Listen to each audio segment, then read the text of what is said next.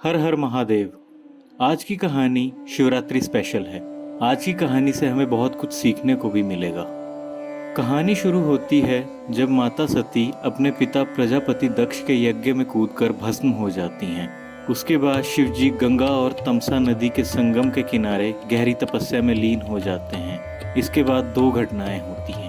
पहली तो ये कि ताड़कासुर नाम का असुर गहरी तपस्या करके ब्रह्मदेव को प्रसन्न कर देता है और वरदान में अमरता मांगता है, जिसके लिए ब्रह्मदेव उसे मना कर देते हैं। तब ताड़कासुर ये वरदान मांगता है कि उसे महादेव का पुत्र ही मार सके, क्योंकि ताड़कासुर को ये बात पता थी कि माता सती तो भस्म हो चुकी हैं और महादेव गहरी तपस्या में लीन है। ऐसे में शिव का पुत्र होना तो असंभव है, तो उसका वध कौन ही करेगा। ब्रह्मदेव से यह वरदान पाकर ताड़कासुर तीनों लोकों में हाहाकार मचा देता है और स्वर्ग को भी अपने कब्जे में ले लेता है। और दूसरी घटना होती है कि माता सती अपना अगला जन्म हिमालय के राजा हिमावन और मैनावती की बेटी पार्वती के रूप में लेती हैं और महादेव की आराधना करने लगती हैं ताकि वो महादेव से विवाह कर सके।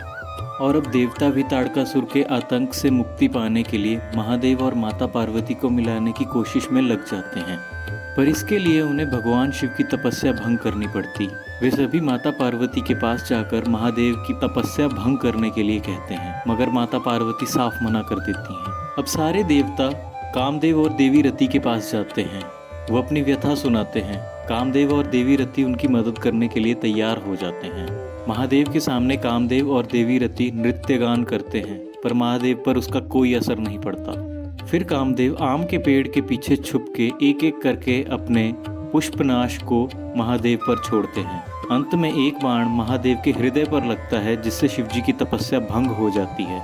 जैसे ही महादेव आम के पेड़ के पीछे छुपे कामदेव को देखते हैं, वो क्रोध में अपने तीसरे नेत्र को खोल देते हैं और कामदेव को भस्म कर देते हैं। ये देखकर देवी रति वियोग करने लगती हैं और महादेव से कहती हैं कि इसमें उनका कोई दोष नहीं है। कामदेव तो संसार के कल्याण के लिए देवताओं की मदद कर रहे थे, तो मेरे पति को और मुझे इसका दंड क्यों दिया गया? आप मेरे पति को पुनर्जीवित करें। यह सुनते ही सारे देवी देवता भी वहां आ गए और महादेव को समझाने लगे कि आप तो महायोगी हैं, आप में काम वासना कोई नहीं जगा सकता। मगर संसार ऐसे नहीं चलता। बिना कामदेव के तीनों लोकों में प्रेम खत्म हो चुका है और नफरत अपनी चरम पर है और सृष्टि का सृजन रुक गया है।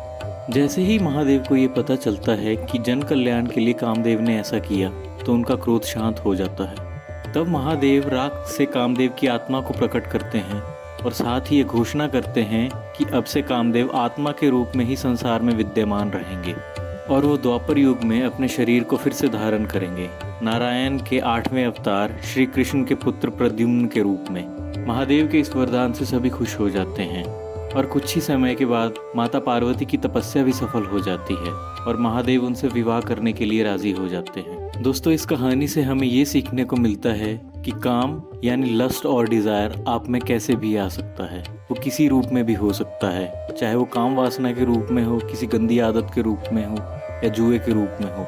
ये सभी काम वासना और लस्ट के लक्षण हैं। यदि आपको भी एहसास हो जाए कि काम वासना से घिरे हुए हैं आप, तो महादेव की शरण में जाएं। ओम नमः शिवाय का जाप करें, उनका पाठ करें, तभी आपके अंदर का शिव तत्व जागृत होगा और आपकी काम वासना को भस्म करके रख देगा।